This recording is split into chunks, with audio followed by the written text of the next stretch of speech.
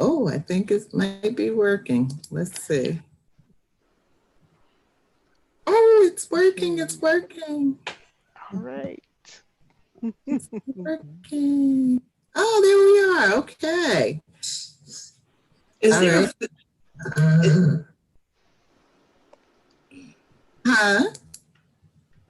I see everyone looks kind of filtered. I see Leonie looks filtered. Is there a filter on Zoom? No. I don't know. I don't have my lights on. Oh, okay. Yeah, so it's taking me a while to adjust to this Zoom, but I think I got it. So what has been happening the last couple of weeks that we've been doing this? You know, I've been setting up the event in advance and posting that on Facebook to invite people. But then when I have gone through the go live step, it goes live on some other page. So I think tonight it actually worked on the page that I scheduled it to be on. Okay. So I'm having a bit of a steep learning curve. No worries. No worries. You got it. You got it. Here's Karen. Where's that Kim? Okay. There I go. It's Kim. Hey, Kim. Okay. Hey, everybody. Hi, Kim. Hey, Venita. Oh, there you are. How you doing? I'm good. How's everybody? Good. How are you? I'm doing okay. Wow, the team's all here. The oldies but goodies, except for Nicole. Yeah, is Nicole? You think she's gonna make it? I guess I haven't heard that she's not. I did hear. I think Karen said that she might be a little late. Okay. And Leonie said she has to leave in an hour, so I know she's ready for us to go on and get it going. Get it popping. Get it on and popping. But I have not heard from Nicole, or BJ. So yeah, I'm ready if you're ready, Gio. Okay. Well, yeah, let's get started then. Let me get my eyes adjusted. Okay. Welcome everyone to session 14 of the Global Black Feminist Reading Circle. We are reading Caste, The Origins of Our Discontents by Isabel Wilkerson. Now, our regular sessions will be from September 15th through December 22nd. We meet on Tuesdays from 6 p.m. to 7:30 p.m. Eastern Standard Time. You can also see us on YouTube live and on Facebook. Let's see, I guess I covered all of that. All right. We have a reminder to limit our comments to 3 minutes. Oh, will we comply? I don't know. Here's my passport. And now I would like each of our conversationalists who are here tonight to introduce themselves. And let's start with, and then Kim walked away. Come back, Kim, come back. We're going to start with Kim. Oh, there she is. Hi, everybody. I'm Kim Brandon. I'm in New York, and here is my ticket to the conversation. All right. Thank you. And Leonie? Hello, everyone. I'm Leonie. I'm in Vancouver, Canada. And here is my ticket. All right. Divide the dividers. Yes. And Venita? Good evening. My name is Venita Walker, and here's my ticket. I will also be your timekeeper tonight. Everyone will have 3 minutes. When you hear the buzzer ring or you see my finger go up, we want to wrap it up. All right. Thank you, Venita. And Michelle. Hi, everybody. I am Logan Michelle Odom in Brooklyn, New York. Here's my book. And Venita, be gentle with us. Venita and I talked about reinstituting the time policy. But we really only need it, I think, if we have more than the 5 or 6 people that we are used to getting. When it gets to be more than that, then we have to limit ourselves a little bit more. But maybe we could have 4 minutes tonight, Venita. I'll see how good you ladies are. What'd you say, Kim? I like 3. You like you 3? You can always ask for another minute, because you can always ask for another minute. Right. Yeah. And that's a good idea, Kim. But I will see how good you ladies are. If you're good ladies, then maybe I'll give you 4 minutes. Okay. Thank you, Mother. And those are the rules. Okay. Those are the rules, Gia. I had fun saying that. I had a lot of fun saying that. I know you did. Yes, I did. And so next week's facilitator will be BJ Janice Peak Graham, and her chapter will be 9, Pillar, number 3. And so I'm your facilitator tonight, Georgette Moses, and I'm in Columbia, South Carolina. I don't know why I always have to think about that. But let's dive right into Caste clashes. So if anybody has 1 or 2 events that they were able to find since our last meeting that illustrate caste relations this week, you're welcome to share right now. Does anybody have something? I have something. Not directly related to tonight's chapters, but I actually was just listening to a podcast earlier this afternoon. I'll get it posted. The topic was coronavirus, and it was a doctor, and I think the other person was a foundation leader. She might have been a doctor too. But they were just, having a very clear memories of how in the early stages of the novel coronavirus, all of these resources were being, sort of marshaled.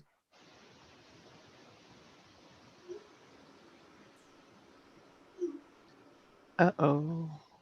You froze. Oh. It's frozen. Well, that's the way to time it. Probably we'll end up having to drop off. Come back. Venita. Oh. I think we should should we move forward? Back? Probably gonna have to drop back. Okay. Well, I was able to get 3 from Okay, now it stopped recording. Well, that's because she dropped out, right? Yes. Probably. Okay. So I was able to, I looked at 3 instances in the news that look like caste clashes to me, and you guys can chime in to see if you agree or how you feel about it. So one was the Black Lives Matter protests, because they reflect a direct clash between a dominant and subordinate caste on racial lines. And then the second one was the NBA social justice protests, because that's rich millionaire NBA players versus wealthy billionaire players. So the billionaires, right, are the top 1% caste.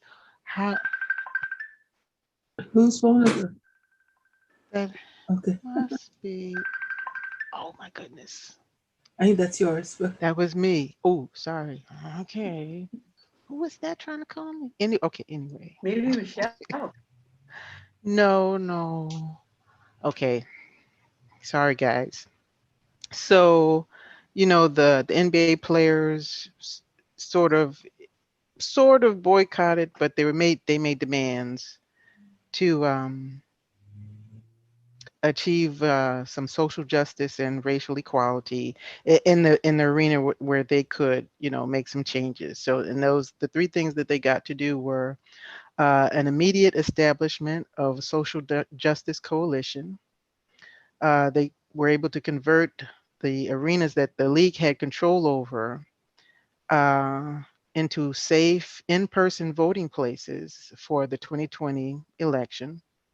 And then they created and included advertising dedicated to promoting greater civic engagement in national and local elections and awareness of voter access and opportunity.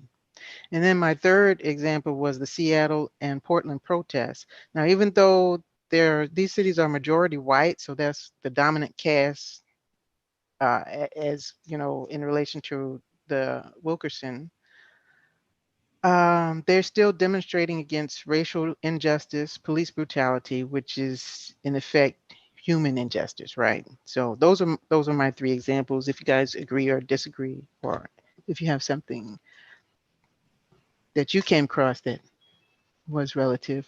There she is. I thought those were excellent examples. yeah. Oh, I just wanted to cool. add one. It's not from the newspaper, but last, I think Sunday, Leonie gave this wonderful, wonderful talk on connecting through racial justice in nonviolent ways. And the talk kind of blew everybody away. It was so amazing and insightful. And afterwards, I start getting all of these chats from a white man who just kept saying, "Why are we talking about this?" It was just Mm, because the fact that you're asking me this is why we're talking about this. Here's the loop. And that's right. so, he wanted to talk about the election and the possible coup that Trump may be having. But it's always amazing how it's always shell game. It's like as soon as you feel some real work being done, all of a sudden it's like, look over here. And it just reminds me of when Malcolm X was murdered and someone said, "Get out my pocket," just to cause a distraction. So I think the caste system is always causing these distractions, so we're not keeping our eye on the goal when we're making progress. Mm. That's true. Thank you, Kim. I think that for me brings up the larger issue. I heard about that because my friend apparently was arguing with him in the chat, Kim. So She did. yeah. But it brings up for me the question around what's happening in terms of the US election and how important it is, but also how it's also a distraction to the question of what is it that people are actually, what will actually bring about change? Like, will change the government bring about change? Or is there something about understanding how the system of power and the creation of underclass, how that's going to, like, what's going to happen to move that? Because that's also a big part of what's in question for this election. And yet there's something about the conversation being about who's going to be president and not about how do you deal with, like right now, what the United States is going through in terms of just COVID alone is just like, it's caste system all over the place, right? It's like who's dying, who's getting sick, who doesn't have health care, So, and why is the United States which has a younger population than Europe and everywhere else, why is it failing where other places have done better? So for me, there's lots of examples of caste that are happening just around the question of the election alone. I think I made my time. Thank you, Leonie. That's true. That's very true. This confluence of election and pandemic has really brought all of the worst parts of the systems we live under and labor under to the forefront. Okay, I think Hi. it's Karen. Hi. How you doing? Hi. Great. Well, Karen, we've already started, but Okay. would you please introduce yourself and tell us where you're from? Okay. I'm Karen Johnson, and I live in Salt Lake City, Utah. All right, thank you. So we were just responding to the standard question that we're going to have, which is the caste clashes in current events.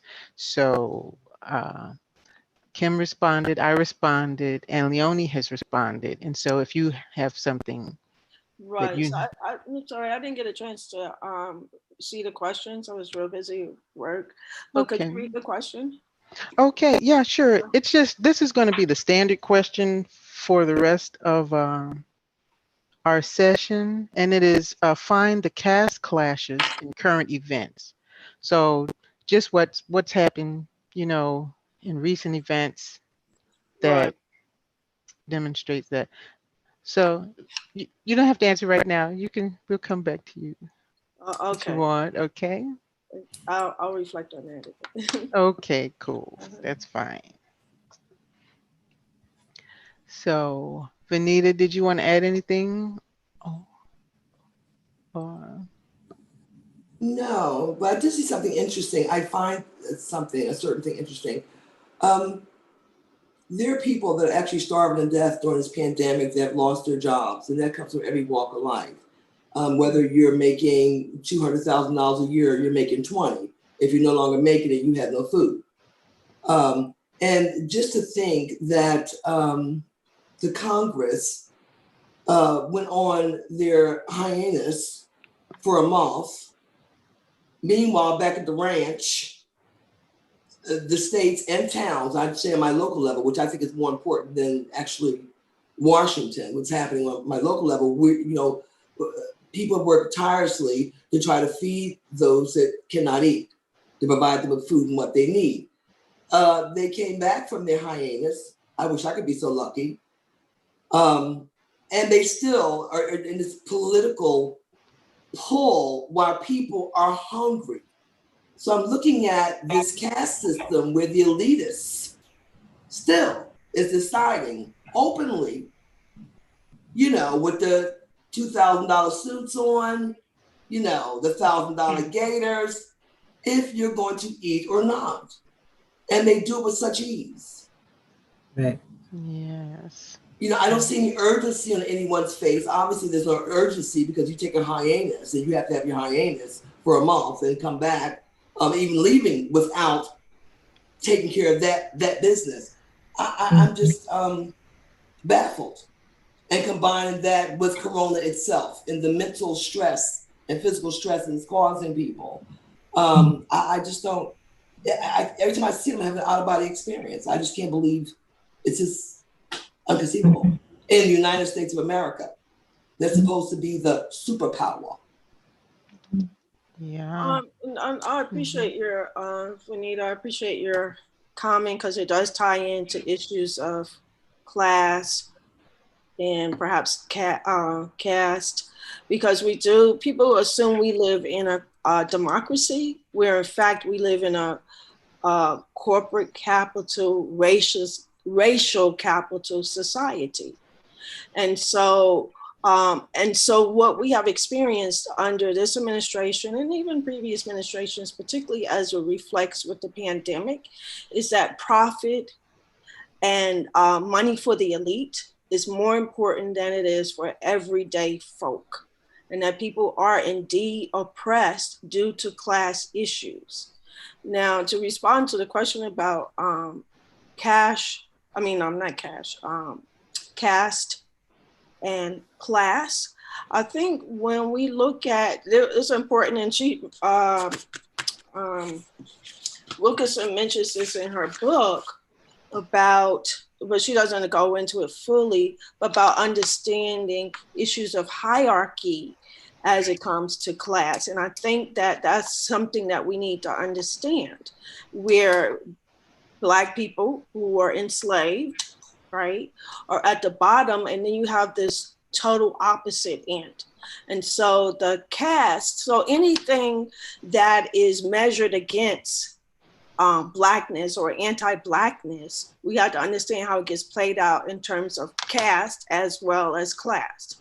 So, for example, as we talked about last week with the poor whites, they cash in, even though that they're in this class system and they are oppressed, right? Because of their class, but they can cash out, if you will. They have currency in terms of white skin privilege. And that is measured against this level of anti-Blackness. And I think that's how that caste comes into play. But we really have to understand issues of both class and caste. Is that making sense? Sure, it does. Yes, absolutely. Thank you. And so before you joined us, Karen, Michelle was in the middle of her response and she had technical difficulties. So we're going to give you, Michelle, a chance to continue your response.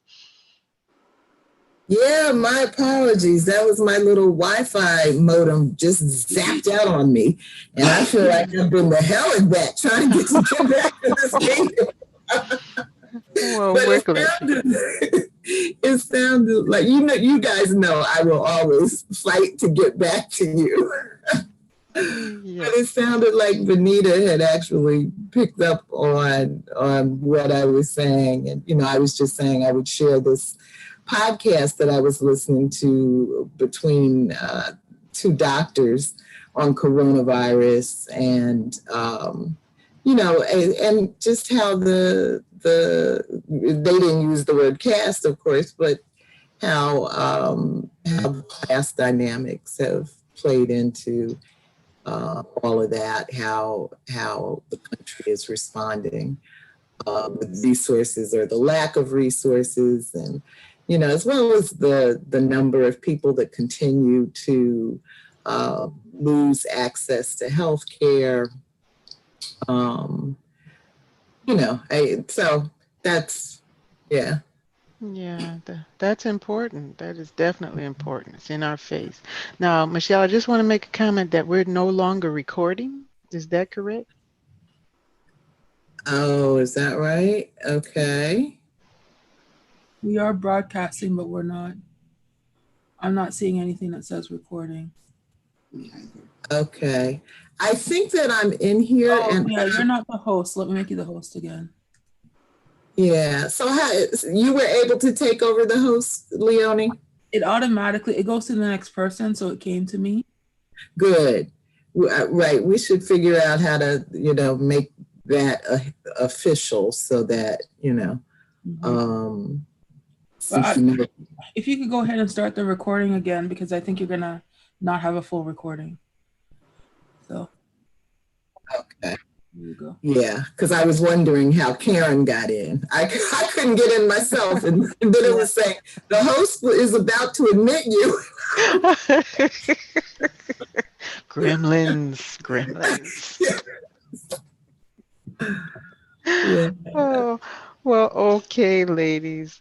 Let's dive right into these 3 chapters. So we're doing chapter 6, The Measure of Humanity, chapter 7, Through the Fog of Delhi to the Parallels in India and America, and chapter 8, The Nazis and the Acceleration of Caste. And the summary is, we accept the logic of race because these are the things we have been told. How do we measure humanity?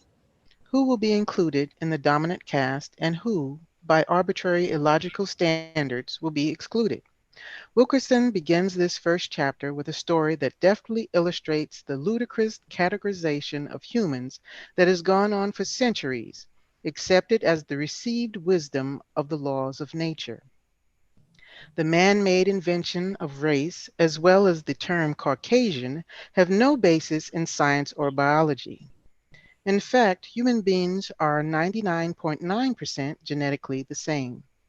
While racism and casteism may overlap, their roles are distinct. Casteism positions, restricts, and maintains the hierarchy, while racism confuses and distracts from the very system holding everyone in their place. No ethnic or racial category is immune to the messaging we all receive about the hierarchy, and thus no one escapes its consequences. The United States, as the most powerful democracy, and India, the largest, adopted similar methods of maintaining their respective hierarchies. Although both countries abolished the formal laws that defined and upheld their caste systems, the residue of codes lives on in the hearts and habits, institutions, and infrastructures. The simplicity of the two-tiered American caste system is outmatched by the intricate design of India's, which contains thousands of subcastes correlating to religion, to region, and village, falling under four main varnas, and an excluded fifth. However, the spirit of resistance and desire to be free continues to be a generational effort in both countries. In 1934, a committee of Nazi bureaucrats began to construct a legal framework to turn ideology into law, using the United States blueprint of institutionalized racism to create their own deadly caste system based on racial purity. They knew the United States was centuries ahead of them with its anti-miscegenation statutes and race-based immigration bans. Many leading Americans were enthusiastic eugenicists, applauded by the German Society for Racial Hygiene. White supremacy had found another home. However, these jackbooted enthusiasts considered the one-drop rule of the American caste system an unforgivable hardness that even they could not abide. And so in lieu of formal questions, I just have a series of quotations and ideas from the text that we can read, ponder, discuss. And if you have any favorites that stuck out to you in the reading that you'd like to discuss, feel free to jump right in there and put them forth. My favorite is number 16. Okay, The one-drop rule was too harsh for the Nazis. Yes, incredible. Yeah, that really stuck out for me. You know, and I just really that whole chapter, and I knew a little bit about the United States being, you know, the source of inspiration for the Nazis, as well as a source of comfort to Nazis after the war. Remember, Gio, Harriet Washington talked a little bit about that in her book, Medical Apartheid. But, you know, Wilkerson goes into much more detail about how this country inspired them. But when I read that last part about the one drop, I just said, "Damn." I know, right? We're worse than them. Oh, who knew? As the people on the lower caste, we knew. You know, we know. I mean, they studied Australia, they studied South Africa, they studied their own, you know, Namibia, Southwest Africa, and still nobody was as off the hook as the U.S. And I mean, that just tells you how deep the shit is that we're in. And that really says it. Right there. Oh, thank you, Michelle. Anyone else? You can either comment on that one or pick something else you'd like to talk about.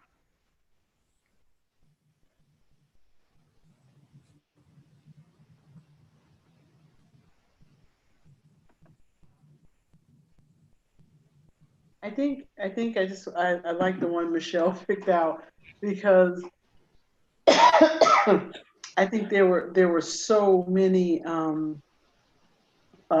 people who owned slaves who were impregnating them.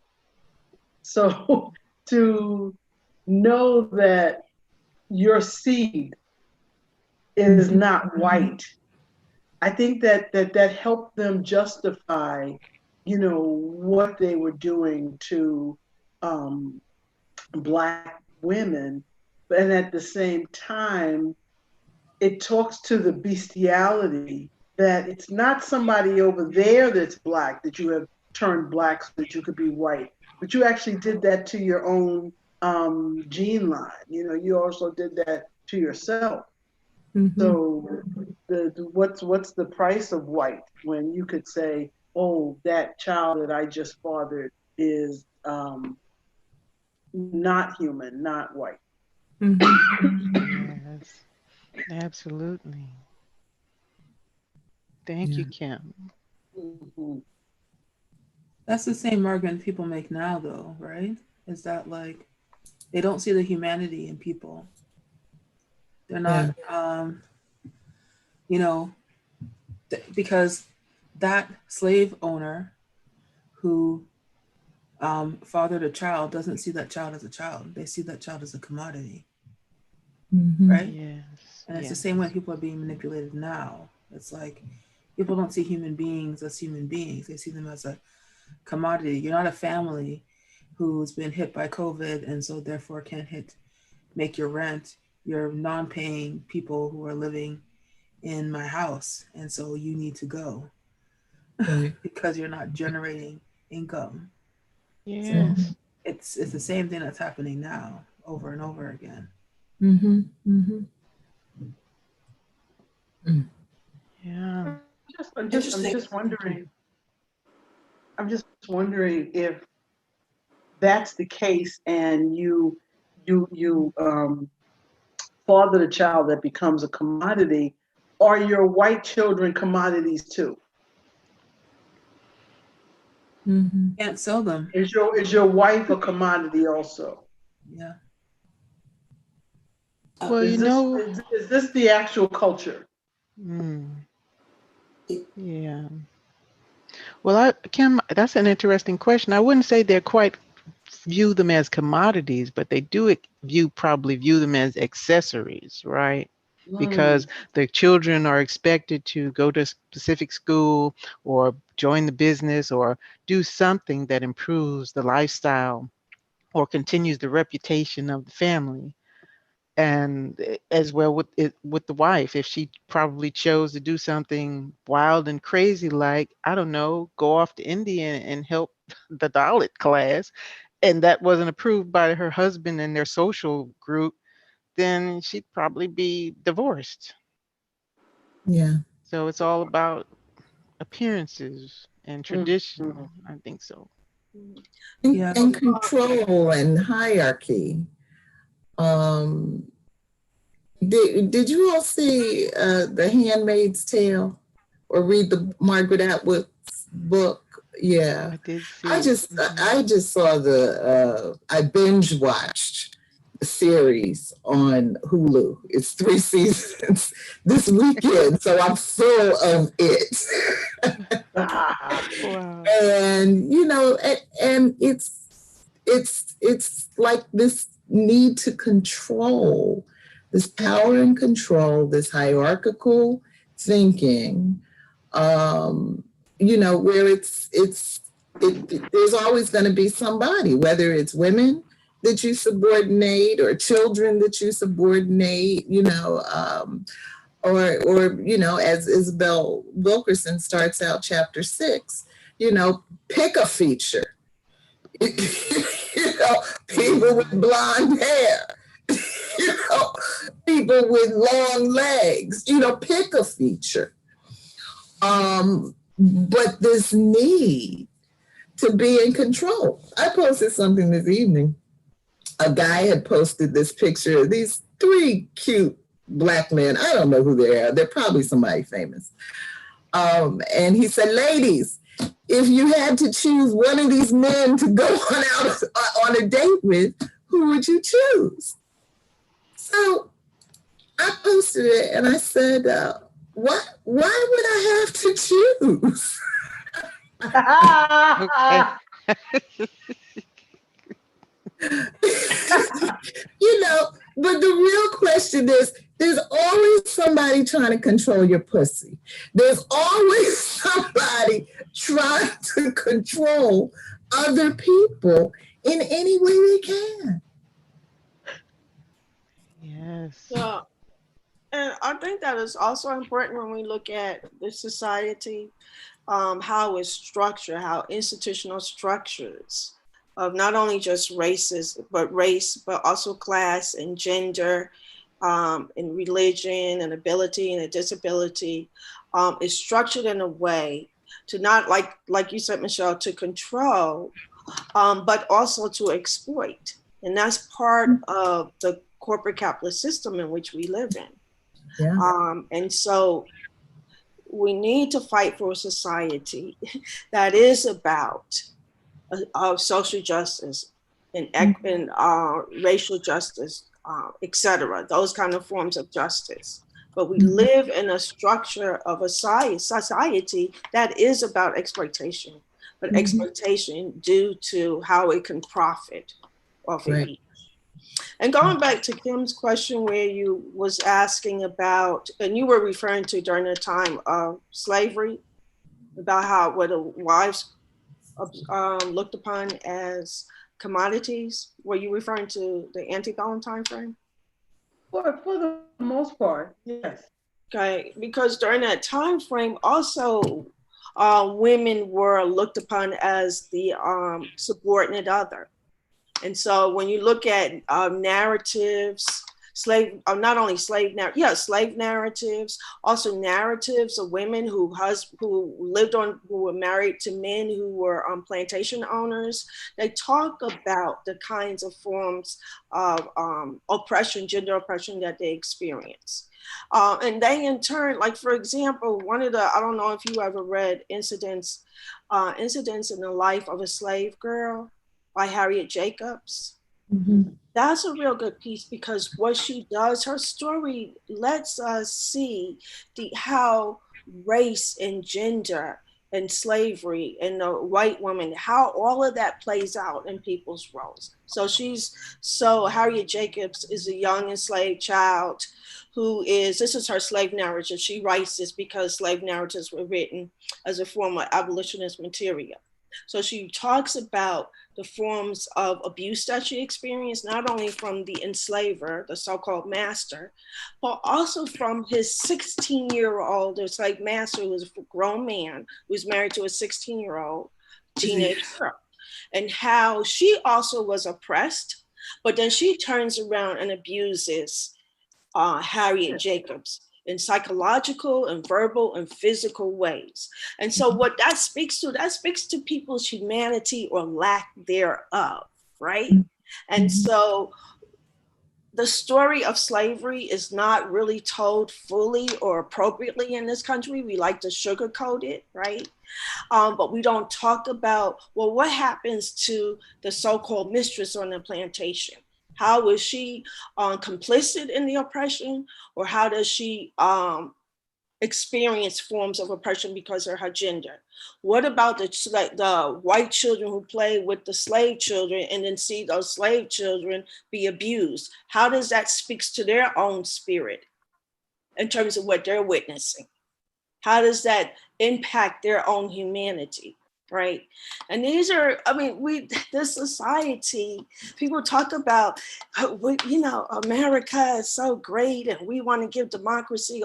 We need to unpack this country because it has blood on its hands in terms of the near genocide of American Indians, blood on its hands of the millions of Black men, Black women, Black children who were enslaved and gave rise to the capitalist system that we live in, and the monstrous forms of immoral acts of abuse that have taken place. How can this be such a great country when it's built on violence? right? Absolutely. Excuse me.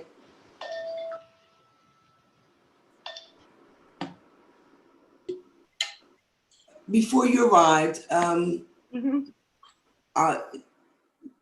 we talked about the amount of time that each person is allowed. So I'm not sure she's aware of that. Okay. The timer just went off. And Oh, each person will be allowed 3 minutes, but I'm being generous tonight. So I gave you 4 and I will give everyone else 4 minutes. So when you hear that little noise, then we have to move on or wrap it up. Okay, thank you. Okay, all right. Thank you. Okay. Thank you both. Wow. So Karen, it looks like you covered a couple of of the questions, the points in my list here. And so number 3, Americans cling to race as the unschooled cling to superstition.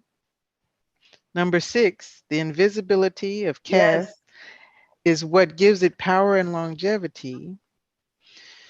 And wow, probably a bunch of others, but number 2, we think we see race when we encounter certain physical differences among people, such as skin color, eye shape, and hair texture. What we really see are the learned social meanings, the stereotypes that have been linked to those physical features by the ideology of race and the historical legacy it has left us. And so I ask, is it fatal? And is there a cure? And is there a way to unlearn these social meanings and stereotypes?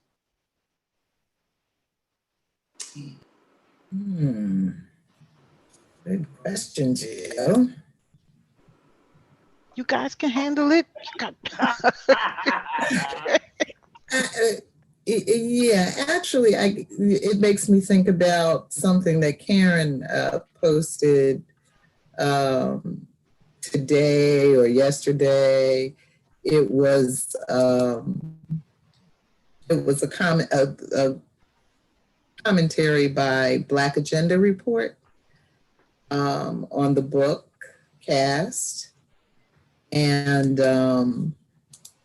I gather they don't much care for the book, but that the central issue is seeing it as taking us away from a focus on race. And I don't think that that's what the book is actually doing. I actually wanted to say, Karen, it's not clear to me that they actually read the book. Like maybe they read the back cover or speed read it or something. But to me, it's clear that Isabel Wilkerson sees race and sees the destructive kind of role that it has played. So so to your question, Gio, I don't think it's something that we can unlearn easily. One thing I like about that picture in the agenda, those look like Indian people to me. And to me, India is like a reminder or a caution that even as this world becomes less white, we're still going to have all of these shades of skin color,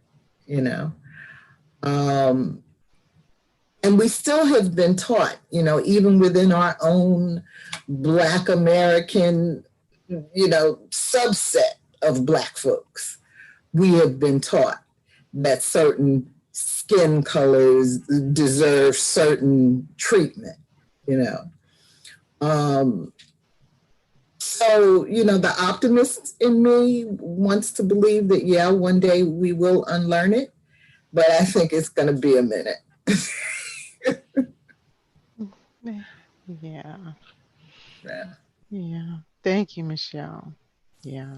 But we got to try. We have Oh, to yeah. try. Oh, yeah. Anybody else want to chime in on that? Or comment on something else? Well, the thing that I would share about that, like I agree.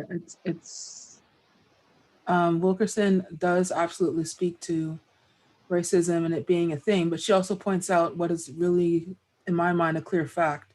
You fix racism and then what? Right. Like, it's not enough to address it. And I could also see why, though, people have an issue or might have a hard time with the premise of the book, because it's pointing that out, that like race is not like the central and be all around addressing harms that are in the country. And when you're of the group that has been subjugated and you're fighting just to have your pain be seen, it can feel like an act of, I imagine it can feel like an act of erasure to have somebody, to have a book like this show up and have the conversation expand beyond race. So I can imagine that would be hard to deal with, but I think that Wilkerson is absolutely right. Like, the United States does not become a cured country by fixing racism. It still is a tremendously unequal country and has that built into it. And unless really we're fighting for, which we talked about reading the last book, unless we're fighting for all of our liberation, we will not get there. We will not get to a place where we make things better. That is so true. I agree. I guess I would just add that there are different forces that want different things. So if you look at the oppressed, I think they are working to push past and create new systems and demolish this particular system. But then you have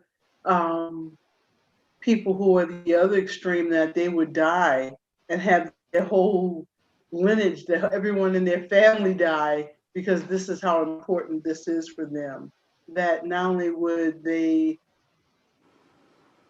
look past democracy and what they call to be their love of America, to start bringing in other countries, as long as the people have a certain look and hue and money, to do whatever they can to keep this war of caste alive. And I love the fact that she's separating what's racism, and it's saying that it's a caste system, because if we keep looking at race and race doesn't necessarily exist, then it's hard to have the right tools to make the changes that need to be made. So I'm all for looking at caste and calling it caste, because I think this whole thing of race was just, created to maintain the caste. So let's call a thing a thing. Right. Like she says, you can't win against a hologram. Yes. If I may say, unless we obliterate capitalism and corporations, then the caste system and racism, which go hand in hand in this country, will always exist. This is why we have corporations. Because corporations don't have hearts. They don't have brains. They don't have minds. We're all products. A good example is when I mentioned the fact that because I'm just a guest here, kind of miss some space here in the United States. But when our Congress went on their siesta holiday, and could actually care less, because the people that are suffering, and I'm talking about because of the coronavirus and unemployment and health issues, have already been counted out of the capitalistic system. They are dead. Wall Street came out, oh wow, about a couple months ago. It's been counted out. They've been counted out the system. So there's no rush. The coronavirus, you're only as good as your last play. That's what keeps capitalism going, because corporations don't have hearts or minds. They only see numbers. So once the corona came along and neutralized everything, it's like you've already been counted out. So, Yeah. You know, that's how I see it. You know, I know that racism is an illusion, but caste is very powerful, which to me goes hand in hand with corporations. Yes. So, long story short, we got a long road to haul, and if corporations, unless there's no corporations, there will always be the caste system and racism as a way to distract, so that the caste system can stay in place and the corporations can thrive and the elites can stay billion and trillionaires. Absolutely. One of the things that Wilkerson pointed out, and I think that we also have to be conscious as we talk about caste, is yes, the racism and caste go hand in hand. We definitely have to see that. But one of the things, when we look at people like who are Black, okay, let's say Black people, such as the Attorney General of Kentucky, right? And so he is in a certain, a Black man in a certain kind of class position that have wielded power, that obviously continue to contribute to the oppression of Black people, right? And in the justice system.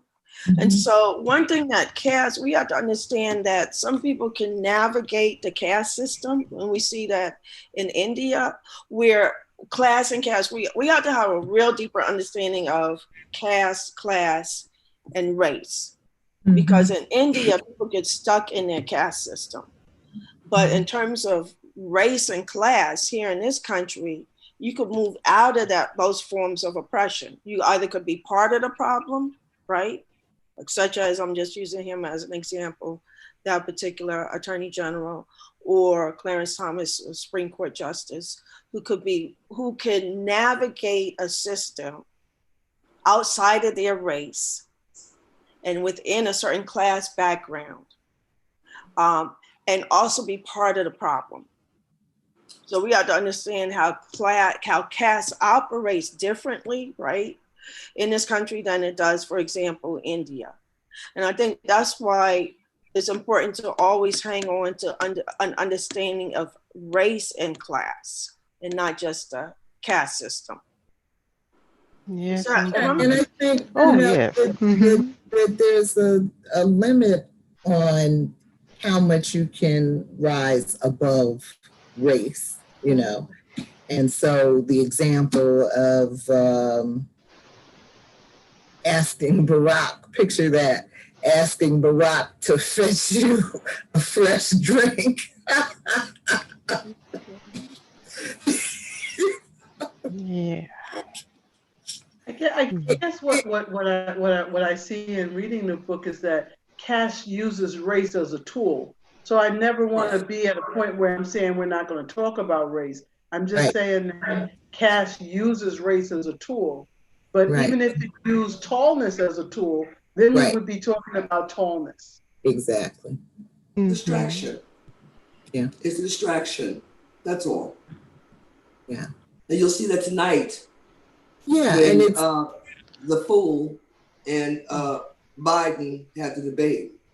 Yeah. That's the real reality. That's going on tonight. Tonight, stay tuned, ladies. Right after we get done with this reality show. Oh my goodness. Another shit show. Yeah. You'll see distraction. You'll see distraction, and it's just such an old tool, because Right. that nutcase used that throughout his campaign. You know, Right.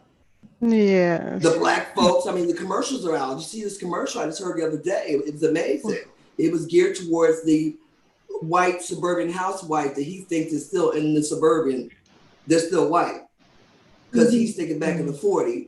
What he don't understand is now the white suburban housewife has that one drop of black blood in her now. Oops. And yeah, but you know, I'm just calling it like I see it. Okay, Venita. I mean, and she's not in the kitchen with that little apron on anymore, with that little bouffant in the apricot colored appliances. Okay. So I thought they were turquoise. Turquoise. turquoise, no, they used to have those green and yellow ones. And one looked like baby poop, and the other one looked like baby poop. Yes. And so and since he's a narcissistic sociopath, they're caught in the suspense of time is no essence to them. He's still back there in the 19 whatever year, you know.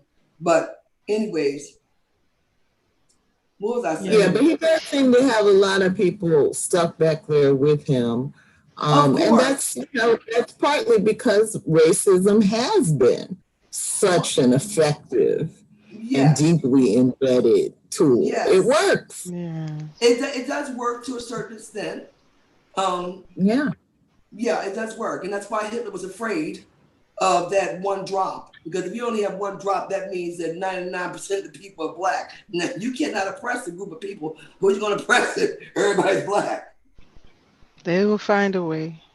Yeah. And I suppose that is also why there's such an anti-science attitude among those kinds of people. Of course. Because, if you say to one of them, we're 99.9% the same, that's not something they're trying to hear, Yeah. And so I guess it's easier to just ridicule the science. Yeah. I mean, the whole thing about the Varnas and the if you're a good little Negro in this life, the reason you're in this position is because obviously you did something horrible in your last life. And if you're good in this life, I think you have a question on there about that, right, Georgette? Do you see any similarities? Of course. There's the similarity to religion, to Christianity, that if you do well, bye, Leonie. Bye, Leonie. Oh, bye, Leonie. Thanks for your contributions. Good time, you guys. Okay. Have a good night. If you're on good behavior in this life, then when you get to heaven, you can get those blessings that you're surely not going to get here on earth. But in the Indian context, to convince people that, you've got multiple reincarnations in you, so you've just got to keep trying to do better each time if you want more. Otherwise, shut up and be happy. Yeah. Well, it kind of reminds me of sharecropping. If you work hard, you'll yield more crops, and you'll be able to pay off that debt. But when you try to pay off that debt, remember the interest is going, so you got to work hard, but you can't really produce more crop because you only have a patch, so much land to produce. It's it's I don't know how it could ever end. A never-ending cycle. Yeah. It's a never-ending cycle. It's never ending. It sure is. I mean, that sharecropping is in India is the same as sharecropping here. And it's the same as the miners in Appalachia, where you have to go to the company store and the bill is so high, you never get out of debt. And you can equate that to the student debt. So what do? You tell your children, oh, you can be anything you want to be. They pick the subject to major in, but there are no jobs. Meanwhile, the institution is raising the tuition so high that by the time they get out, by the time they actually graduate, they have a six-figure student loan, and with no hopes of making more than annual salary of in the thousands. So, America and perhaps the world survives on a system of debt. And so that's another form of enslavement that we just really need to figure out how to, break those bonds. So I got 2 points to make. I want to piggyback off of what Michelle said about that science bit.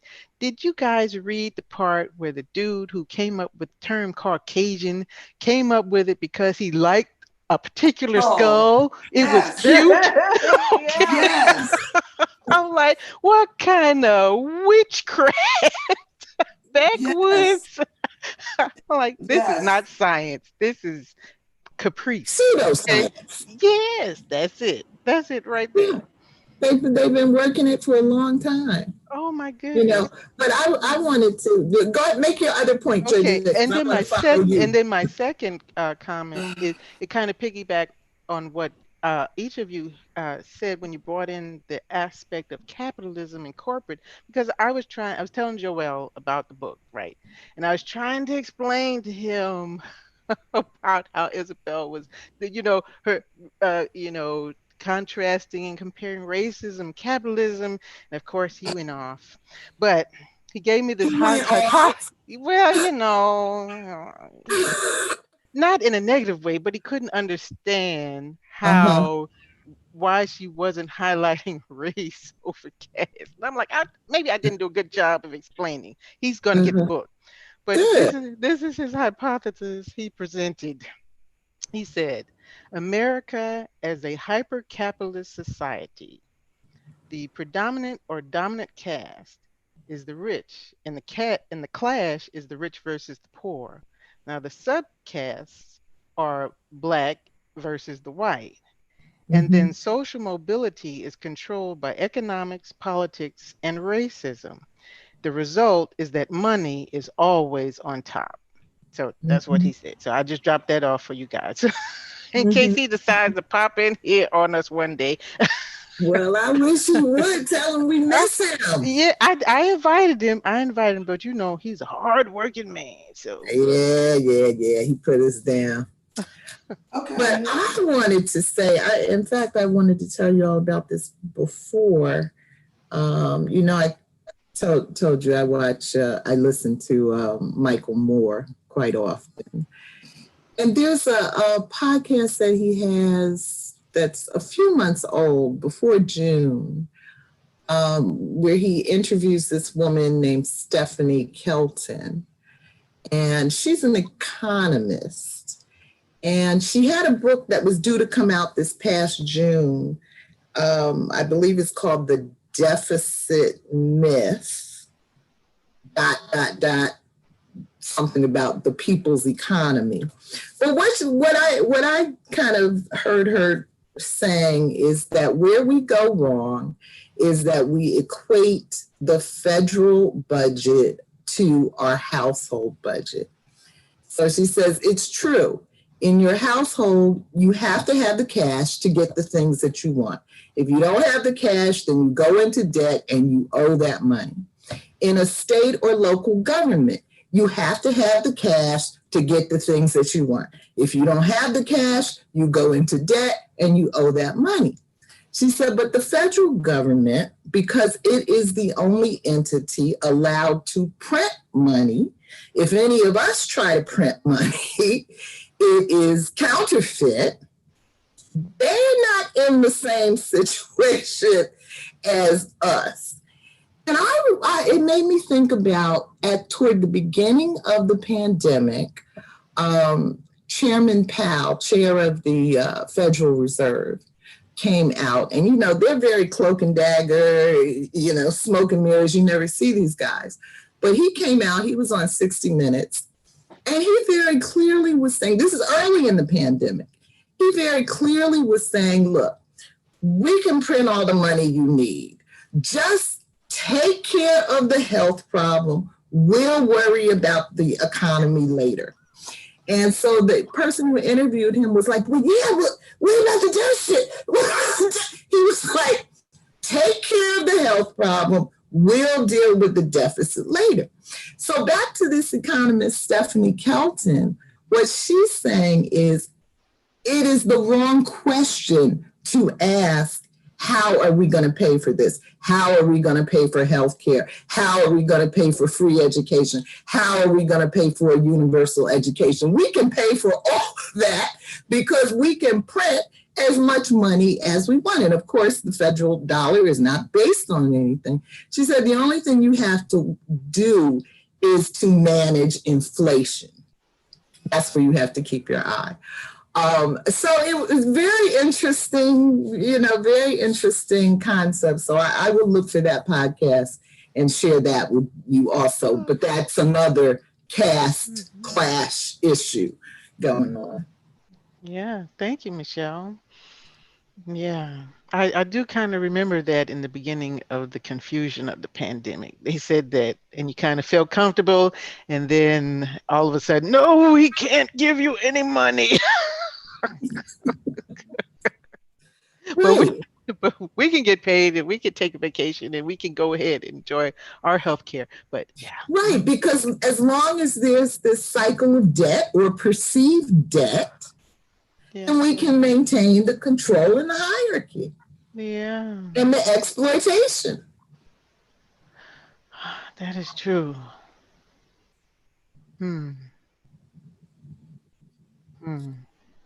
We need a, what do they call it when they cancel the debt in the Jewish tradition? Is it what's it called? I want to say Jubilee, but that's probably not right. But we need one of those. Is that it? I don't know exactly. This is Yom Kippur right now, so you it's a whole time of forgiveness. Yeah, then yes, that's right. Then that's probably it. So the world just needs a reset. Everybody needs to start over, okay, from zero. So, wow. I always wonder now that most of the American companies were purchased by foreign trillionaires. So when you look at everything being made in China, and a lot of our companies are not American companies, and they are buying most of the real estate in this country, it just feels like the game has changed and we have lost track of the ball.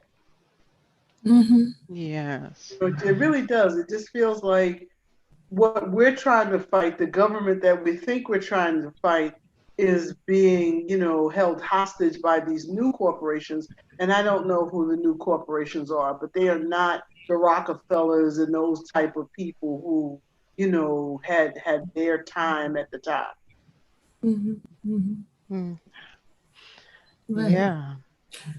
Which makes me think about how Donald Trump has paid more taxes to, some other countries than he has paid to the U.S. Who is this dude?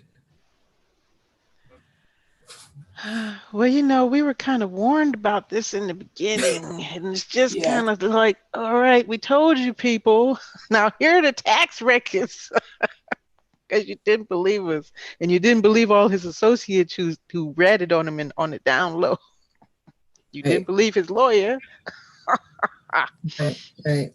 So, but he told everyone. I don't even know what people were listening to during that campaign.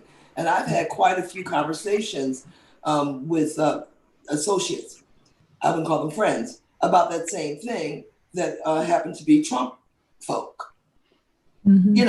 Now suddenly everyone's shaking, the ones that I've talked to are shaking their boots. I'm like, but why? Didn't you hear the same thing I heard? He told you he was going to kill you. He told you that if you pay taxes, you were stupid. He's smart because he doesn't. He told you everything that he's doing. He told you. Yeah. He told you that I'm all about me and corporation. He told you that I'm a used car salesman. That's what he told you.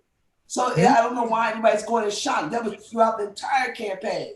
He made it clear what his goals were. Yeah. Yes. I mean, except for the ones that, you know, he took and fabricated, like, I'm going to do something about it.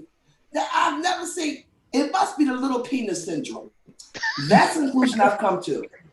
It can't be anything else. I have never seen a man so obsessed with another man in my life. Yeah, that is. You know, I mean, he hasn't admitted he's a homosexual, which is fine. But you gotta own something. So it must be the little penis syndrome. I mean, that's as strong as a caste system. You know what I'm saying? Yeah. Yes, he's intent on trying to erase Obama from legislative memory. Okay, it's not going to work. Oh man. But okay, ladies, we are now at 7:12. If you look over the list of any of the items or quotations that are left, if you want to talk about that, or you want to talk about something else, feel free.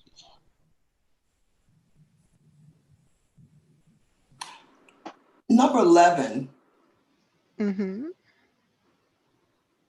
That's interesting. I have a Indian brother-in-law. Okay.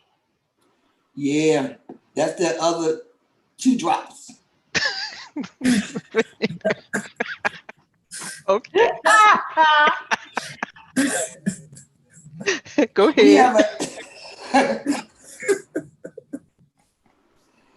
and from my direct observation, this is very, very true. Their caste system is very strong. And I almost have the feeling, and of course he's not watching this because he's out making that money in India, that capitalism is so important. Their caste system is very strong. I mean, extremely, extremely strong. He's a Hindu. Mm-hmm. Come from a lineage of fair-skinned Hindus. Mm-hmm. And my sister-in-law, of course, is Black. That's what they call us. And it's unusual for them to marry outside their race, other than a white woman, when push starts shoving. Yes. But in his case, his father was a Black man. Uh-huh. And his mother was pretty much cast out. Mm-hmm. Oh. So her sister, which lives in this country, from my understanding, went to get him in India to bring him here to raise him. Wow. Yes. Which accounts for marrying a Black woman. Other than that, that's like being struck by lightning. Yeah, I'm sure. You know, no, I mean really. Oh no, I believe you, because if you look at all the Indian media and the movies, all the Black people, all the darker skin, they're in the back, or they're always the criminals, which is similar to the stereotypes that they were doing here, right, in our movies. And the stars are always more, how would you say, anglicized, European, well, yes. more features, I'm like, wow, you people. I'm like, what is this insanity that we are embracing all over in almost every country, about this shades of skin tone that makes a difference. Thing going on too. Impact of white Excuse me? The impact of white supremacy all over the world got us thinking that white is beautiful, and anything associated with brown skin is ugly. And so we definitely see that in India. We definitely, even in Asia, In some Asian countries, they try to stay out the sun so they won't get dark, or they try to, look more anglicized, as you say. So that's the negative aspect of white supremacy, that part of it where people are brainwashed. Well, yeah, and I see it. I've observed that it's very prevalent in their culture. I've observed that firsthand, that the lighter you are, the more European you look, along with your name, which is very important. And those arranged marriages is no joke. They don't play with you like that. It's very prevalent there. I was in a Pakistani restaurant a few years ago, just before COVID, and they had the television on with the Bollywood. Yeah. And I actually asked the owner, I said, I noticed that he's a dark-skinned Indian. If you notice, a lot of the Indians that are here are the darker-skinned Indians. Yes. Because they come here because in their society, they're not going anywhere fast. So they come here and then they realize that they're not going nowhere fast. That's the irony. Really, I've talked to them and I've had, them say, I didn't realize it was so hard here. I thought it was opportunity. And I'm looking at him and he about 5 shades dark. I said, they didn't tell you in India that So, yeah, but it really is very prevalent. And I was in there and then another, back to the subject, they had televisions on, showing Bollywood, and the Indian women, they had the keen noses, the fair ones. I mean, it was just so blatant. Yeah. Here we do some blatant stuff too. Because at one point back in the 70s, it was the age of the dark, the black and the berry, the sweet, the Jews, black men doing affirmative action. Then they moved on to the white woman. Now recently, and then they moved on to the interracial couple, a person, where it's not kind of black. We'll let you decide what they are. Yeah. No, really, it's just the saddest thing, and you can see it so clearly. Now we're on if you notice, since Black Lives Matter movement has taken hold and other movements, I have never seen so many Black doctors on CNN in my life. I have never seen so many Black correspondents on Wall Street, and I watch the stock market every day, okay, in my life. So these are also subliminal messages they're sending us. Well, we're not really racist, but I didn't see that many Black, correspondents. There probably are some on Wall Street, but they kept them in the back of the kitchen. Now suddenly, this is all you see. Take notice of that. Yeah, I've never seen so many manipulating Black women with white men. Yeah. Well, that's not. It's time. I mean, I'm not making a value judgment about it. I'm just saying there's a noticeable uptick. Yes. I mean, we've been seeing Black men with white women in media, for a long time. But this is, yet another iteration. Yeah. But I also wanted to say on question 11, Georgette, what would the American version of this look like? It make that question makes me think about, how we ask people, so what school did you go to? Yeah. Yeah. What neighborhood do you live in?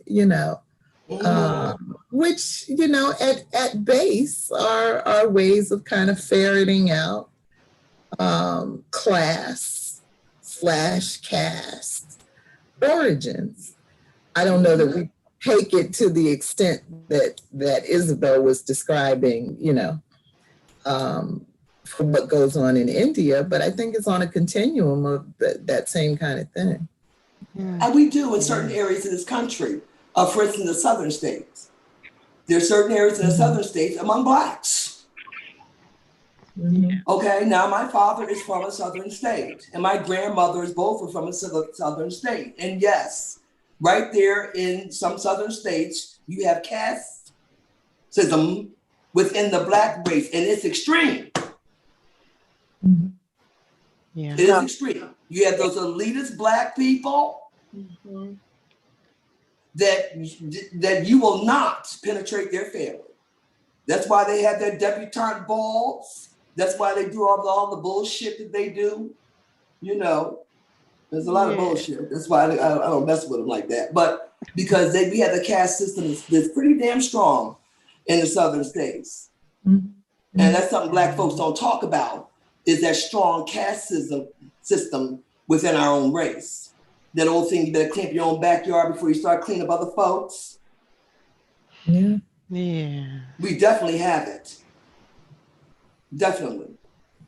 Yeah. I would be surprised if we didn't. You can only replicate what you know. Right. Yeah. Yeah. Yes. Yeah, and it's no surprise to me. It's just that we were talking about how are we going to eradicate these behaviors. Right. And we can't eradicate the behaviors from society as a whole, even begin to think about that until we start to eradicate these behaviors within our own race. That's right. AKA culture. Yeah. Speaking of, my sister-in-law and brother-in-laws all of them went to the Ivy League schools, Harvard, University of Penn, Stanford, all Ivy League people. She met her husband in Stanford. Because the upper echelon of Indians will not go to any place unless it is an Ivy League school. Wow. Okay?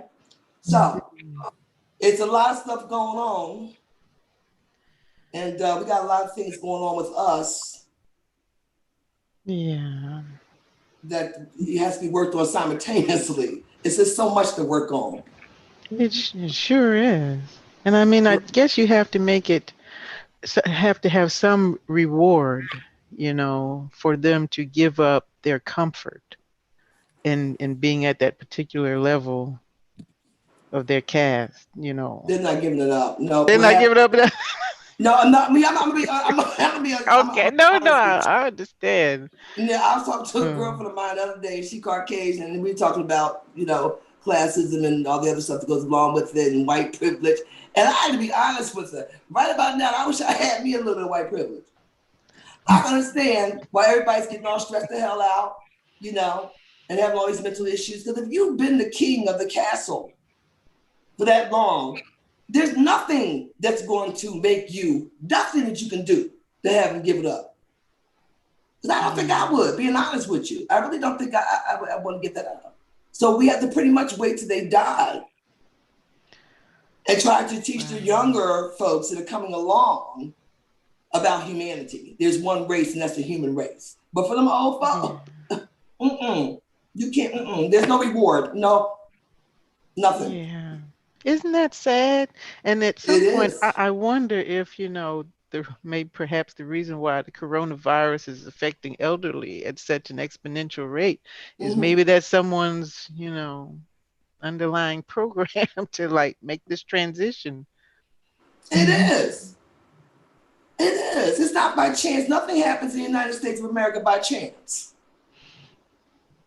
Nothing I've ever seen in my lifetime. It's all very calculated. Yeah, you find out later.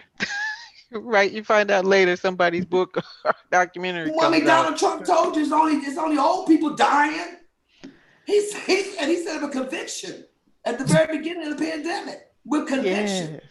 He said it's only old people. And I'm like, well, wait a minute. Hold up. What age you starting? What age? Because I'm getting a little mature, but he told you. And he said it with conviction. And if you listen, they're telling you, all the elites, they're telling you, yes, we have no use for the old people.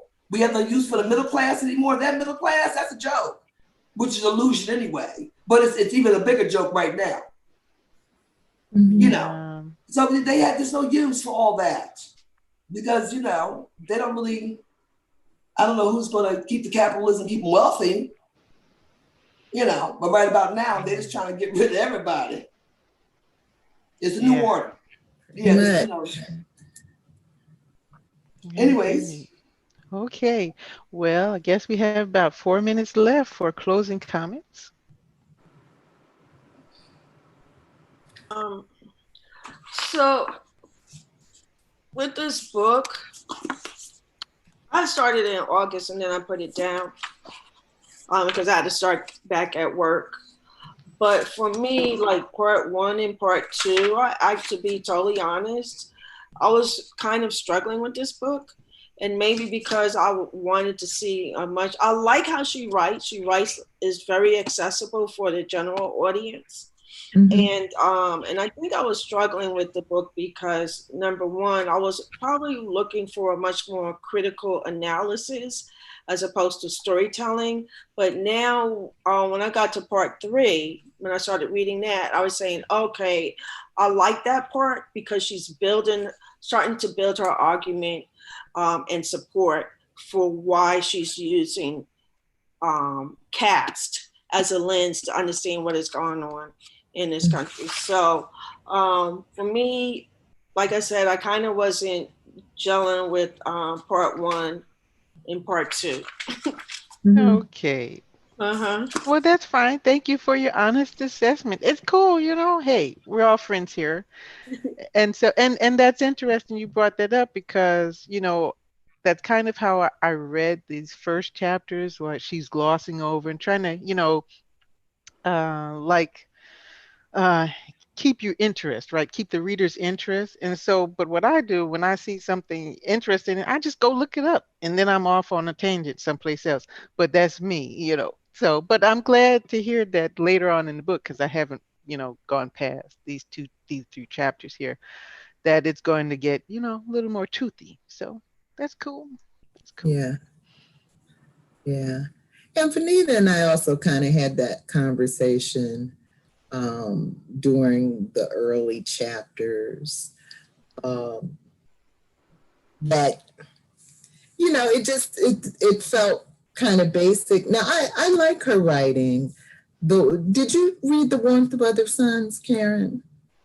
I had started reading that, and then when then I started reading that earlier in the summer, and then I just put it down because it was just too much. Yeah. Killing and all of that. Yeah. But that book was a little bit hard for me to get into. But by the time you get to the end and see how she weaves all these different stories together, it's really kind of leaves you breathless. So I don't know if this one is going to be the same way, but I think that the early chapters did feel, you know, almost simplistic. And so one of the things Venita and I were saying, but if you're writing for, you know, like a general audience, you kind of almost have to go to square one because you can't assume anybody, you know, knows these basic things. Right. And that's going to be even more true if Donald gets his way. And, you know, we get to eliminate just all race discussions from public school education. Right. Yes. I'm glad you mentioned that because that interview with Woodward, which is in the news a lot, of course, today, he said out now that he ain't got time to be emphasized with going on with black folk. And it's not his job. It's not his job to understand a damn thing. Okay? And you best believe that Congress, that almost like they're dead up there, a lot of them are feeling the same way. Some have made it known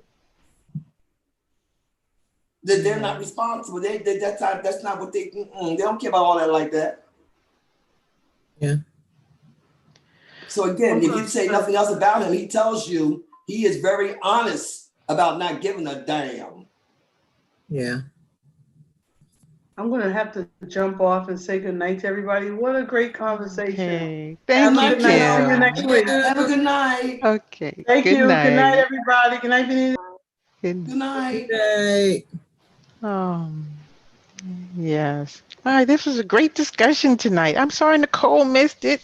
Yes. Oh, Did a fabulous job, Gio. Yeah, that oh, was thank yeah. you. Thank Well, Yes. you. it was you guys. It was you guys and your wonderful comments and your brains working. The smoke was going. Yeah, yeah. Oh, stop being modest, Gio. It was you. Oh, Vanita, I love you, my Aries sister. All right. Yes. All right.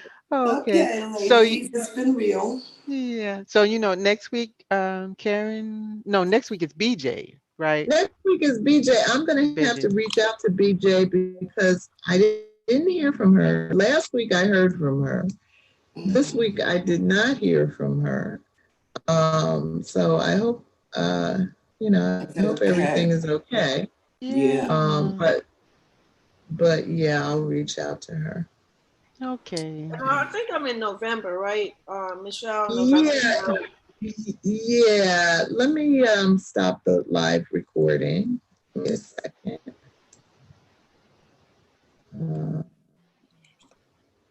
you sure you want to end? Yes.